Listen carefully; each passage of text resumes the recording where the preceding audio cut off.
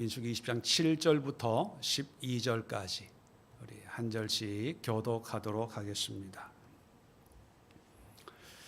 구약성경 229면에 있습니다. 7절로 12절의 말씀, 제가 먼저 7절을 봉독하겠습니다. 여호와께서 모세에게 말씀하여 이르시되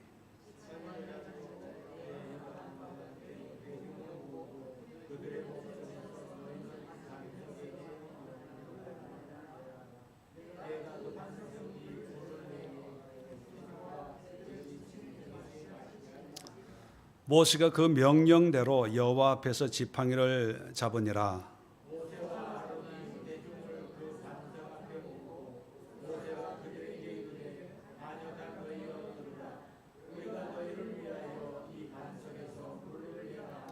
모세가 그의 손을 들어 그의 지팡이로 반석을 2번 치니 물이 많이 솟아나오므로 회중과 그들의 짐승이 마시니라.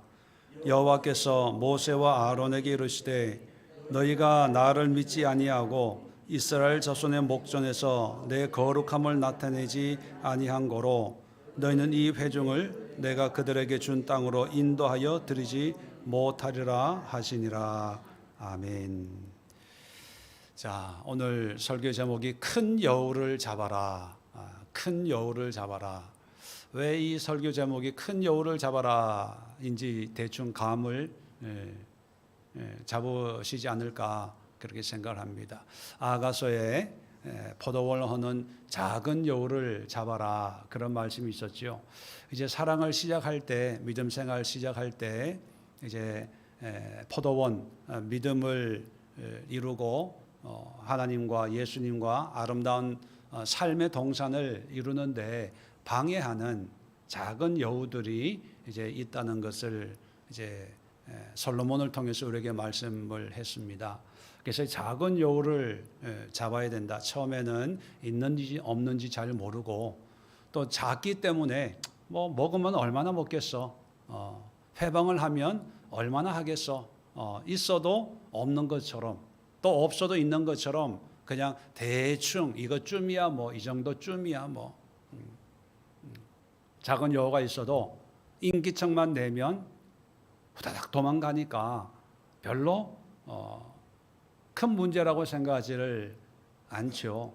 근데 이 작은 여우가 가만히 평생을 작게만 있으면 괜찮은데 이 작은 여우도 자란다는 겁니다. 어느 한 순간순간 조금씩 자라서 처음에는 여우가 작을 때는 사람의 인기척만 들어도 도망을 다니고 사람들이 안 보이는 또 잠자는 밤에만 몰래 회방을 놨는데 이제 크면 클수록 이제 무서워를 하지 않는 겁니다. 때로는 오히려 사람을 해코지하려고 찾아 다니는 경우가 있습니다. 그래서 제가 설교를 할 때 작은 여우가 그냥 두면 나중에 큰 사자가 된다. 별거 아닌 게 아니라 참 나중에 큰 문제가 된다 그렇게 말씀을 드렸습니다.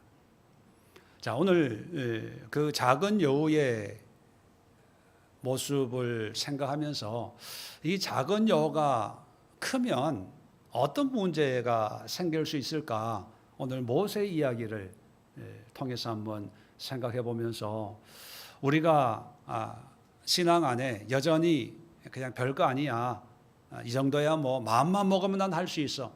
내일부터 마음만 먹으면 내일부터라 할 수 있어. 근데 지금은 피곤해. 지금은 아니야 라고 하는 그런 작은 여우를 가만히 놔두면 어떤 지경에 이르게 될지 여러분 상상해 보시고 또 경고를 받는 시간이 되었으면 좋겠습니다. 자, 오늘 이 민수기 20장의 내용은 20장 1절에 첫째 달 이스라엘 자손 곧 회중이 신광야에 이르러 백성이 가데스에 머물렀더니 자, 시간적인 배경과 장소의 배경을 얘기하는데 엄격하게 얘기하면 첫 달 해서 출애굽한 첫 달이 아니고요. 광야 40년을 거의 다 마친 약 38년째 되는 첫째 달입니다.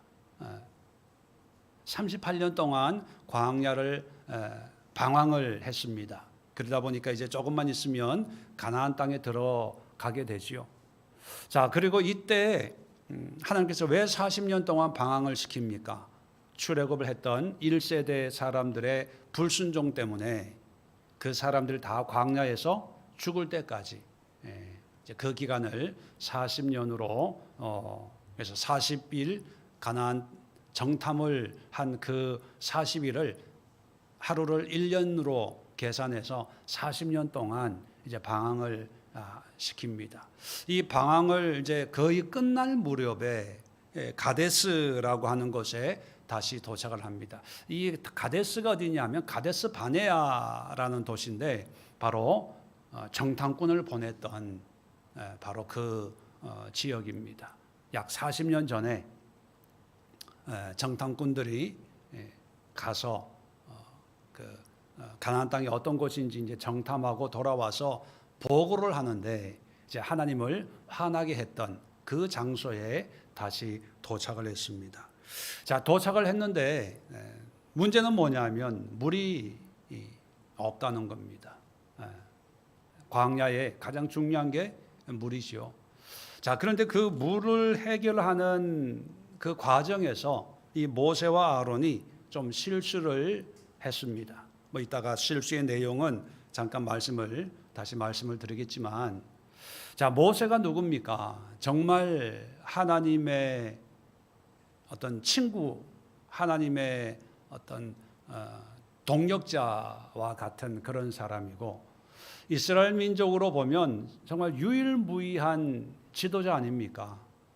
영적인 그리고 또 정치적인, 그리고 광야 생활을 40년 동안 장인의 가축을 기르면서 40년 애국 왕궁의 생활도 했지만 광야 40년을 통해서 광야 생존법까지 알고 이스라엘 민족을 광야를 이제 무사히 하나님의 연단을 마칠 수 있도록 인도한 그런 사람이 모세입니다. 모세에 대해서 더 뭐 설명을 안 드려도 얼마나 중요한 사람인가 잘 알고 있죠. 그런데 이 가데스 이 물 사건 때문에 하나님이 화를 내시면서 12절에 보면 끝에 보면 너희는 이 회중을 내가 그들에게 준 땅으로 인도하여 드리지 못하리라. 이 얘기는 뭐냐면 너희들은 가나안 땅에 못 들어간다는 얘기. 어떻게 보면 모세 입장에서는 너무 억울해요. 한 번의 실수 때문에 가나안 땅이 어떤 곳입니까? 꿈의 땅 아닙니까? 약속의 땅, 젖과 꿀이 흐르는 땅. 지금까지 400년 동안, 아니 아브라함 때부터 뭐 가나안 땅 팔레스타인을 방황을 했지만 한 번도 내가 내 땅이다라고 소유권 이전을 해본 적이 없어요. 늘 유목민처럼 방황을 했었는데 이제 드디어 하나님이 가나안 땅에 가면 내가 그 땅을 주겠다, 등기 이전 해주겠다, 소유권 이전 해주겠다라고 하는 그 땅이거든요.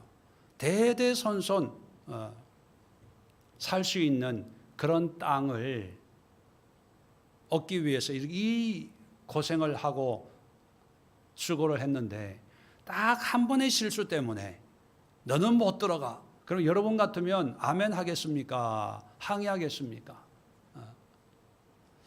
어떻게 보면 역차별 아닙니까? 문제 많은 백성들은 죄를 져도 용서해주고 자비를 베풀어 주는데 지도자인 내가 한 번 실수했다고 어떻게 이렇게 냉정하게 지금 내가 하나님 앞에 한 것이 얼만데 이럴 수가 있습니까? 항의를 하겠지요. 물론 항의를 합니다. 항의하는 것은 다음 주에 어떻게 회복되는지를 또 말씀을 드릴 텐데요. 그렇게 항의를 할 정도로 지금 너무 엄청난 하나님의 어떤 사형 선고를 받은 상황입니다. 근데 우리는 모세 입장에서 생각하지 말고 이렇게 어떤 영적인 사망 선고, 가나안 땅에 대해서만입니다. 그렇다고 해서 모세가 뭐 구원을 못 받았다 그런 얘기가 아니고 가나안 땅으로 가는 일평생의 어떤 소망이었잖아요. 기대였지 않습니까? 그것이 끊어지는 이런 선고를 내릴 수밖에 없는 하나님의 입장을 한번 생각해 보자는 거예요. 우리는 늘 동병상련 입장에서 하나님보다는 사람 입장에서 그럴 수 있겠구나. 실수할 수 있겠지 뭐. 있는 거지 뭐. 또 한 번인데 뭐 너무한 거 아니니 뭐 이런 식으로 이해를 하는데 이제는 하나님의 입장에서 생각해 보면 하나님이 지금 왜 한 번밖에 안 되는 이 실수인데 이렇게 참혹한 징계를 내리셨을까? 그전에는 모세가 그렇게 실수한 내용들이 없거든요. 하나님 앞에 일꾼으로 쓰임 받기 전에는 살인자였고 도망자였지만 정말 이스라엘 민족을 위해서 내 생명을, 내 영혼을 내려놓고 이들을 구원하기 위해서 기도할 정도의 그런 사람인데 왜 하나님은 이런 징계를 내리셨을까? 그리고 이 징계가 너무 심한 걸까? 하나님이 너무 과도하게 오버해서 또 모세를 너무 사랑하다 보니까 한 번의 실수도 용납하지 못하는 완벽주의의 하나님이기 때문에 그랬을까? 물론 그럴 수 있지만 성경이 말하는 내용들을, 배경들을 한번 생각해 보자고요. 자, 다시 20장 1절 아까 읽었던 말씀 이어서 읽으면 자, 가데스에 머물렀더니 미리암이 거기서 죽음에 거기에 장사되니라. 미리암 모세의 누나가 여기서 죽어서 장사가 되었습니다. 그리고 2절에 보면 회중이 물이 없으므로 모세와 아론에게로 모여드니라. 백성이 모세와 다투어 말하여 이르되 우리 형제들이 여호와 앞에서 죽을 때 우리도 죽었더라면 좋을 뻔하였도다. 너희가 어찌하여 여호와의 회중을 이 광야로 인도하여 우리와 우리 짐승이 다 여기서 죽게 하느냐? 너희가 어찌하여 우리를 애굽에서 나오게 하여 이 나쁜 곳으로 인도하였느냐? 이곳에는 파종할 곳이 없고 무화과도 없고 포도도 없고 석류도 없고 마실 물도 없도다. 이제 항의하는 장면이 나옵니다. 자, 여기서 우리가 왜 모세가 이런 큰 실수를 저질렀나를 보면 성경이 말하고 있는 배경적인 이 내용들이 무의미한 것이 아니라 의미가 있거든요. 자, 광야 40년이 거의 다 되는 그런 지경에 이르렀다고 제가 말씀을 드렸습니다. 그러면 지금 이 항의했던 사람들은 보통 누구냐 하면 출애굽 1세대가 아니라 2세대들입니다. 광야에서 태어나고 자란 2세대 젊은 사람들이거든요. 자, 이 젊은 사람들이 물이 없다라고 했을 때 일반적으로 모세가 40년을 만나와 메추라기와 또 하나님의 은혜로 40년 슈퍼마켓이 있었겠어요? 무슨 마트가 있었겠습니까? 그래도 40년을 하나님이 공급해 주시는 은혜로 이제 살았는데 그런 은혜 속에서 태어나고 자란 2세대들입니다. 그러면 2세대들쯤 되면 어떤 위기를 극복하는 방법이나 문제를 해결하는 어떤 관점이 좀 달라져야 되겠죠. 좀 성장해야 되지 않겠습니까? 근데 출애굽기 17장에 보면 출애굽해서 시내산을 오는 도중에 또 물이 없어서 불평을 한 적이 있었습니다. 그럴 때 모세가 지팡이로 반석을 쳐서 문을 낸 적이 있었죠. 그때야 충분히 이해가 됩니다. 하나님에 대해서 잘 모르니까. 또 문제 해결의 방법이 애굽 방식이니까 문제가 생기면 문제 자체를 붙들고 어떤 해결을 해야 되는 그런 사람이니까 하나님께 기도하고 하나님의 뜻을 구하는 걸 기대한다는 건 조금 무리가 있을 수가 있어요. 근데 40년 훈련을 받았습니다. 40년 신앙생활을 했으면 이제는 문제가 생겼으면 자기 조상들 아버지 할아버지 때와는 달리 모세와 다투기보다는 의논할 정도로 이런 문제는 어떻게 해결해야 되겠습니까? 이렇게 나오면 얼마나 좋겠습니까? 이제 성경은 모세와 다투어 말했다.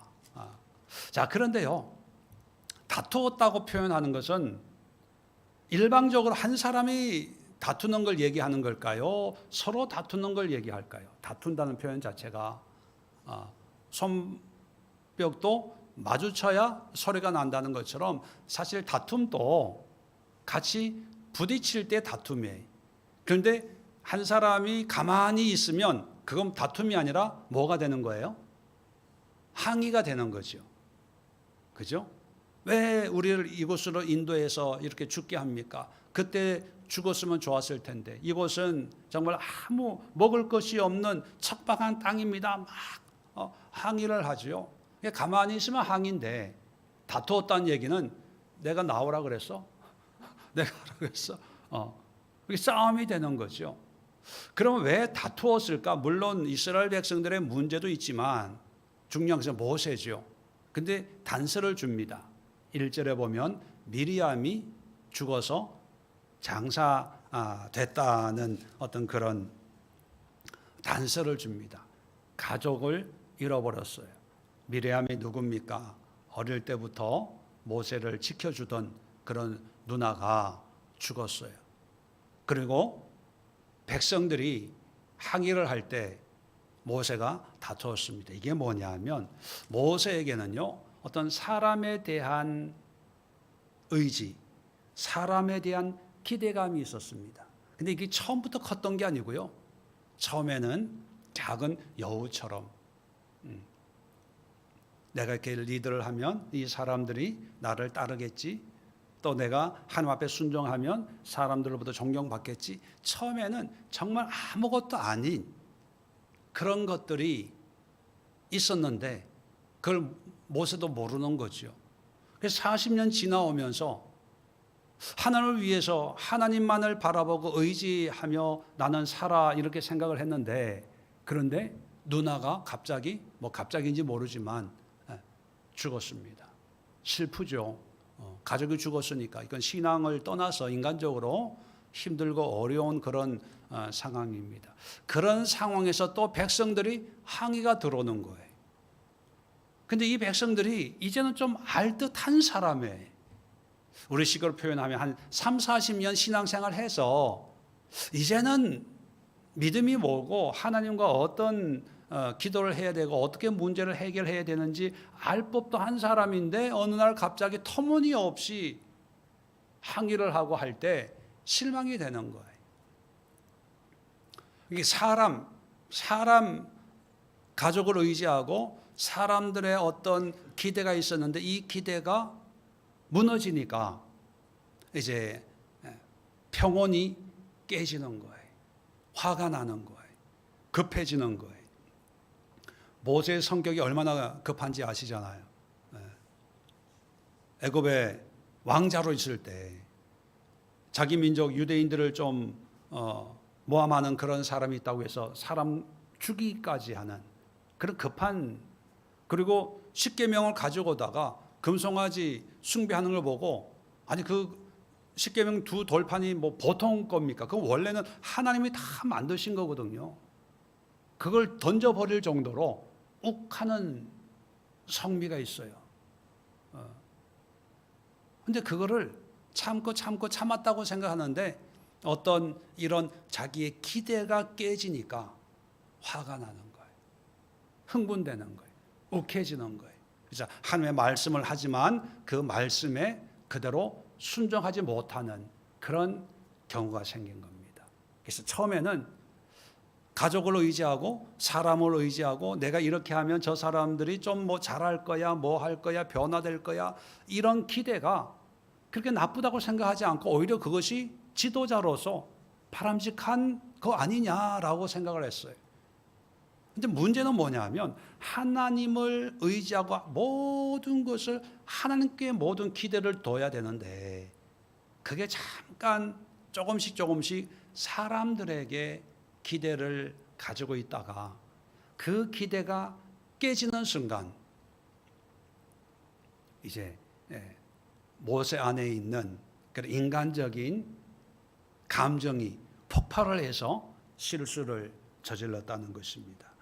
그렇게 보면 여러분, 우리가 믿음 생활이라고 할 때 늘 말씀드렸지만 환경과 상황이 변화되면 참 좋지요.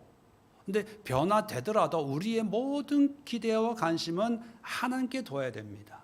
사람, 환경은 늘 바뀌는 거예요.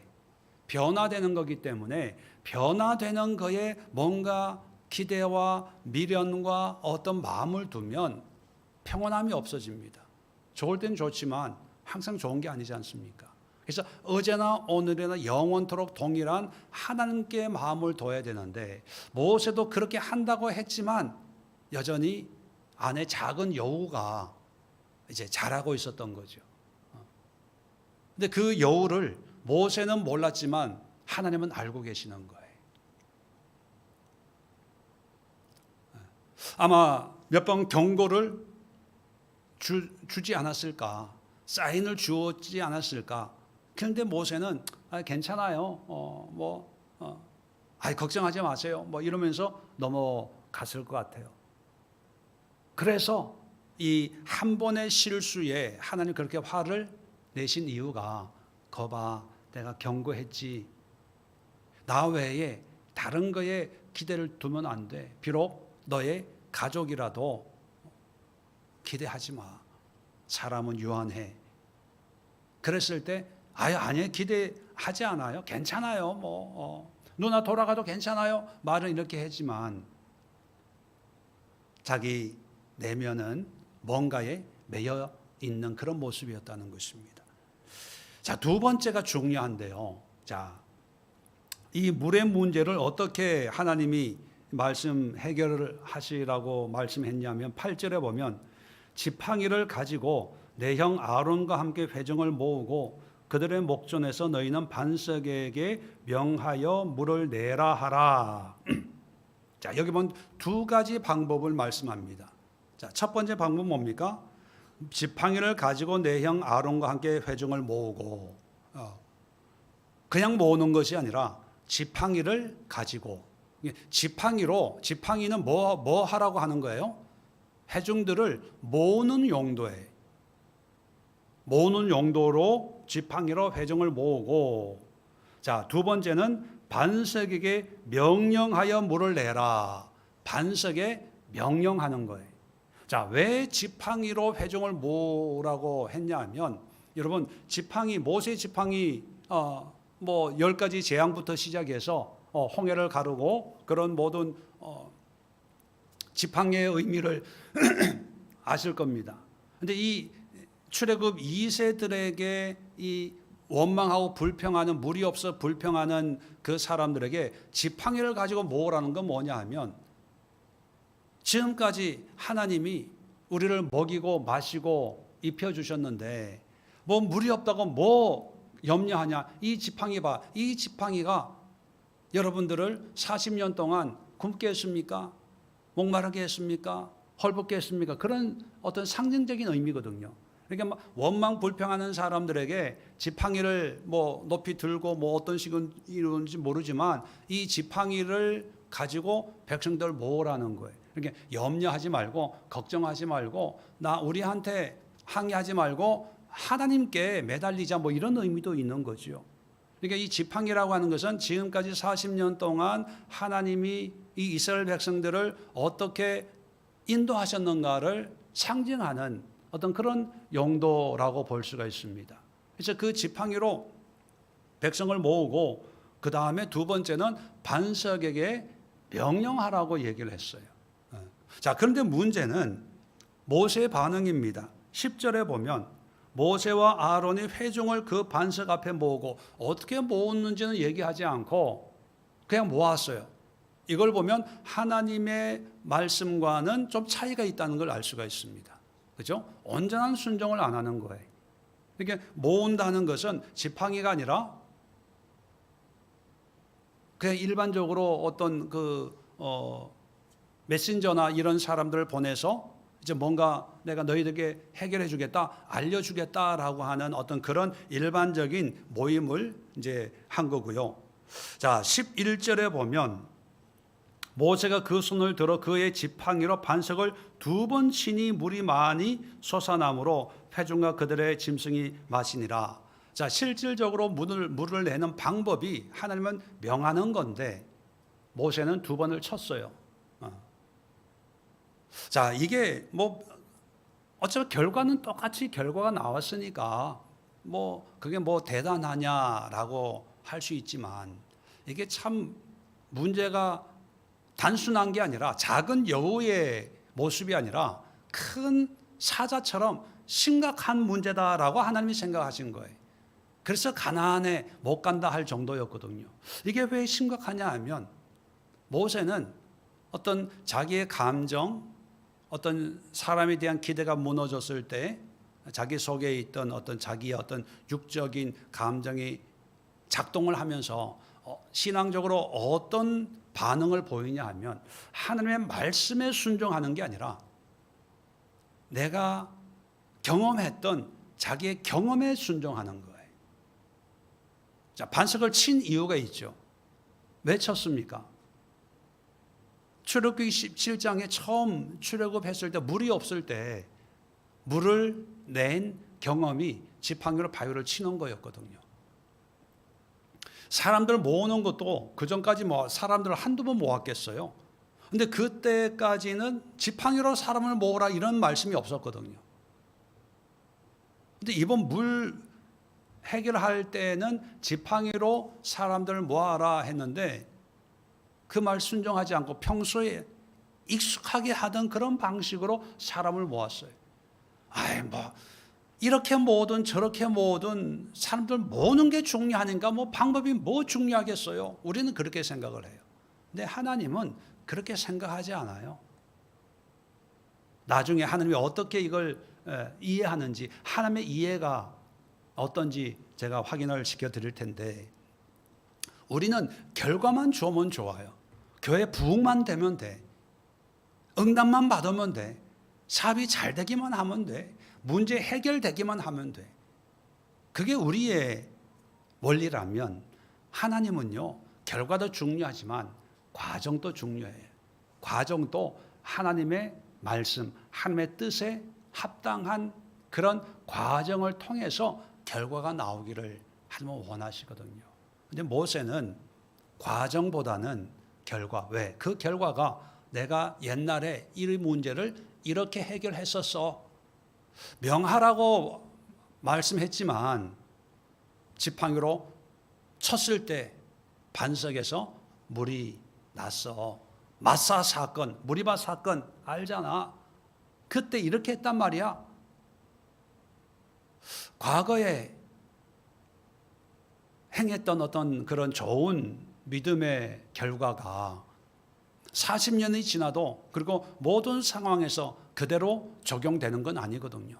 하나님께 순종한다는 의미는 뭐냐면 상황과 환경이 똑같을지라도 그때그때 말씀하시는 하나님의 뜻에 순종한다는 거지, 내가 순종할 거를 판단하고 순종할 건 순종하고 또 상황 판단해서 이거는 내 생각, 내 경험으로 하고 이건 아니거든요. 제가 아가서 설교할 때 영적 매너리즘 그런 얘기를 했습니다. 생명력이 없는 형식적이고 반복적이고 습관적인 그런 신앙생활. 바로 모세 안에 40년을 광야 생활 하다 보니까 이제 익숙해지는 거예요. 영적인 매너리즘에 빠져서 하나님은 이렇게 말씀하지만 내 생각이 이제 해서 그것보다는 지팡이로 치는 게 더 효과적이고 또 그렇게 해서 또 좋은 결과가 있었으니까 이 방법대로 해야 됩니다. 이런 생각을 가지고 있는 거죠. 이렇게 하나님의 말씀은 듣지만 그 말씀에 이제 전적인 순종이 조금씩 없어지는, 우리가 볼 때는 한 번의 사건이라고 생각하지만 하나님 입장에서는 이런 징후가 작은 여우의 모습이 틈틈이 보여졌을 수 있습니다. 그러다가 이 가데스 이 물 사건에서 이제 더 이상 놔두면 안 되겠다 해서 하나님이 그 실상을 폭로하고 이제 징계하는 그런 모습을 우리에게 보여주고 있는 것이죠. 자, 세 번째가 있는데 이제 클라이막스와 같은 그런 모습입니다. 자, 10절에 백성들을 모아놓고 모세와 아론이 이렇게 얘기합니다. 모세가 그들에게 이르되 반역한 너희여 들으라. 우리가 너희를 위하여 이 반석에서 물을 내랴 하고 지팡이로 물을 이제 내게 됩니다. 자, 10절에서 중요한 의미 있는 말이 우리가 너희를 위하여 이 반석에서 물을 내랴. 우리 이제 모세와 아론이죠. 우리가 이 반석에서 물을 내야만 하냐? 내줄까? 뭐 이런 의미인데, 뉘앙스인데, 근데 이 문장을요 좀 더 우리가 생각해 봐야 될 게, 우리가 물을 내게 해줄까? 이것이 우리가 할 수 있다는 뜻인지 아니면 우리가 할 수 없다는 뜻인지 두 가지로 우리가 생각할 수가 있습니다. 내랴 의문형이니까 과연 우리가 이걸 할 수 있겠냐? 이렇게 묻는 의미로 해석할 수도 있고 우리가 이걸 해야만 하냐? 마치 우리가 그런 능력이 있어서 우리가 해줄게 뭐 이렇게 이제 얘기하는 우리가 할 수 있다는 의미일까? 아니면 왜 우리한테 따지냐? 우리가 이 문제를 해결할 수 있겠냐? 이렇게 우리는 불가능하다는 의미일까? 여러분은 전자로 이해하는 게 좋을까요? 후자로 이해하는 게 좋을까요? 후자는 당연하죠. 내가 우리가 할 수 없어. 하나님만이 할 수 있는 거지. 그렇지? 왜 우리한테 와서 따져? 우리가 이걸 낼 수 있겠냐? 봐라, 우리야. 우리는 못해. 이거는 뭐 당연한 얘기죠. 근데 전자는 뭡니까? 우리가 이 문제를 해결해야 돼. 나 지금 누나가 돌아가셔가지고 정신이 없는데 이런 문제까지 우리가 해야 돼. 자, 그런데 하나님의 판단을 한번 봅시다. 그게 이제 제일 정확하니까. 자, 12절에 여호와께서 모세와 아론에게 이르시되 너희가 나를 믿지 아니하고, 하나님은요 아론과 모세의 이 모습을 하나님을 믿지 아니하고 또 이스라엘 자손 목전에서 내 거룩함을 나타내지 아니한 거로 하나님을 드러내지 않는 거예요. 그러면 우리가 물을 내랴 하는 것은 무슨 의미로 해석을 해야 됩니까? 지금 상도 안 나갔는데 바빠 죽겠는데 슬픈 가운데 있는데 이런 것까지 우리한테 부탁을 해. 마치 내가 할 수 있는데 지금 그런 상황이 아닌데 나를 귀찮게 하는 것 같은, 뭐냐면 내 능력이 충만한 거예요. 그럴 때 하나님은 나를 믿지 아니하고 또 거룩함을 나타내지 아니했다, 그거예요. 우리는 단순한 실수라고 생각을 합니다. 실수. 뭐 그럴 수 있는 거지 뭐, 그죠? 근데 신앙의 초기에 작은 요일 때는 그냥 실수로 넘어갈 수 있어요. 근데 이게 오래되면요 불신앙입니다. 모세가 어떻게 불신앙이겠어요? 근데 하나님 그걸 불신앙으로, 믿음 없음으로 보는 거예요. 아론이 누굽니까? 대제사장이잖아요. 대제사장인데 그 작은 모습을 보면서 믿음 없다, 불신앙으로 보는 거예요.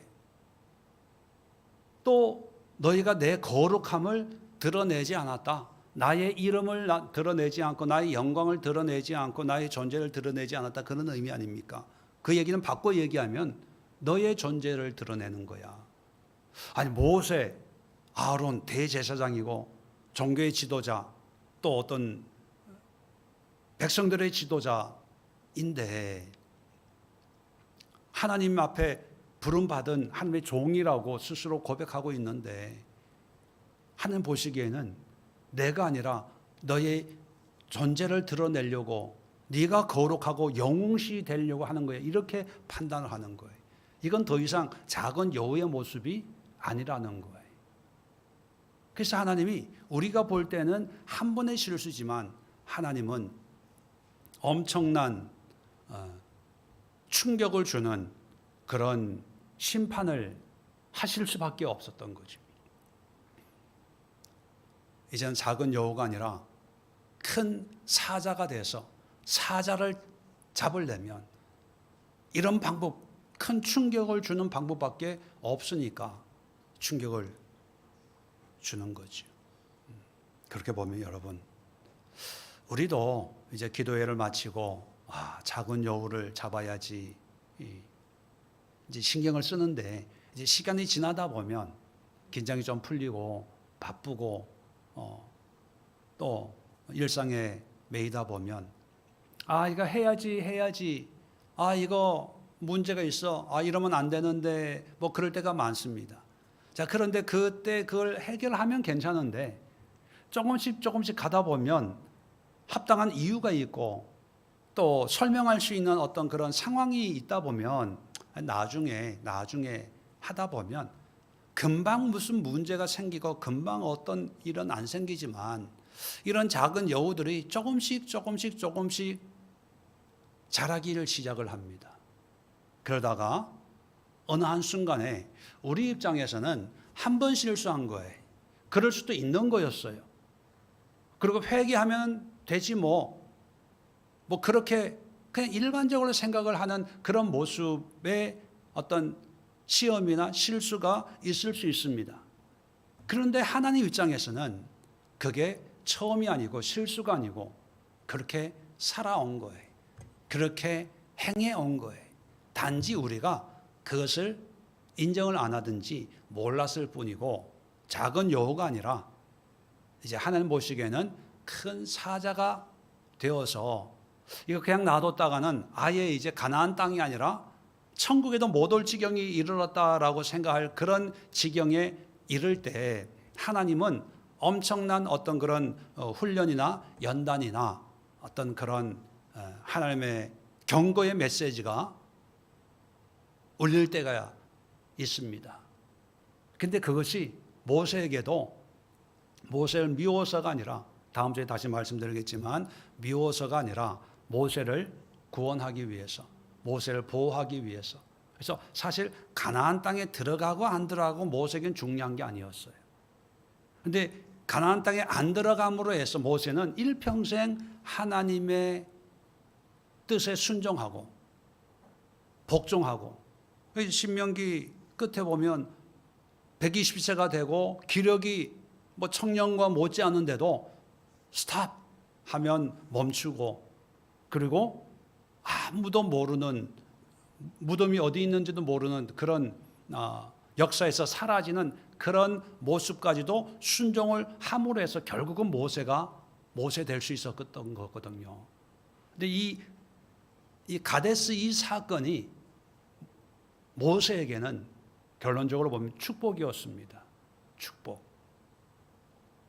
가나안 땅을 포기함으로 물론 스스로 포기한 건 아니지만 가나안을 버림으로 하나님을 얻는 그런 계기가 바로 이 가데스 사건이에요.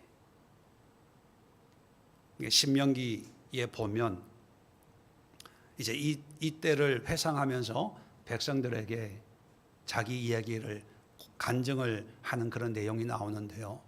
오늘 우리가 기도해야 될 부분들은 바로 이런 우리 주변에 있는 우리 안에 있는 이런 작은 여우들이 물론 한순간에 다 해결할 수는 없을 겁니다.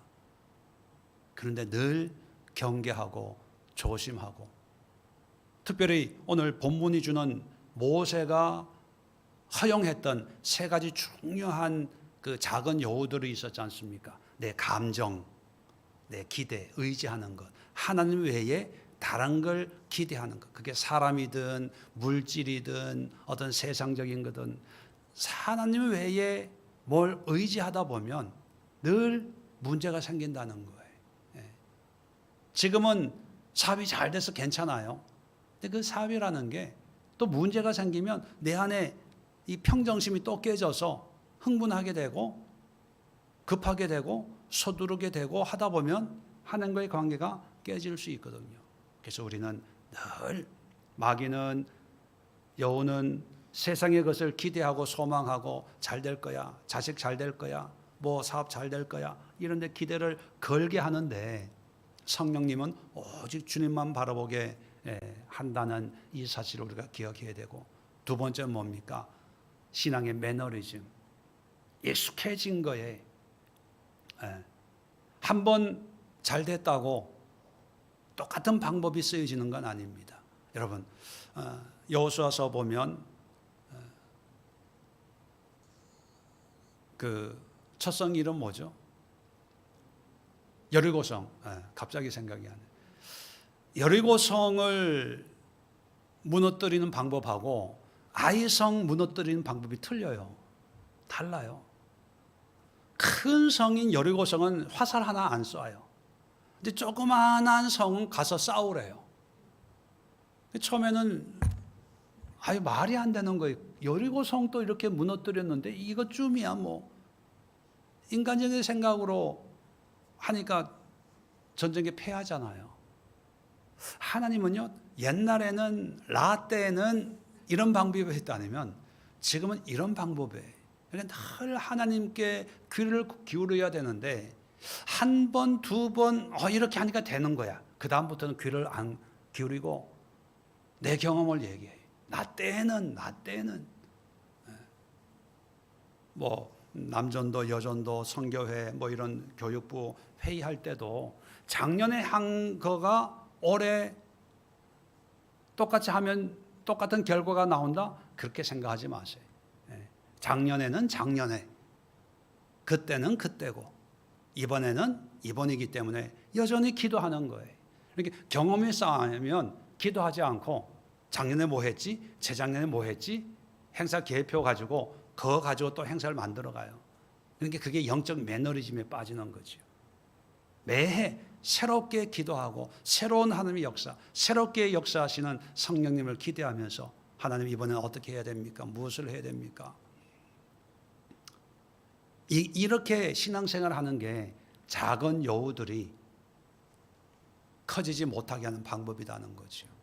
그러면 세 번째가 뭐냐면 내가라는 거예요. 내가, 내 존재.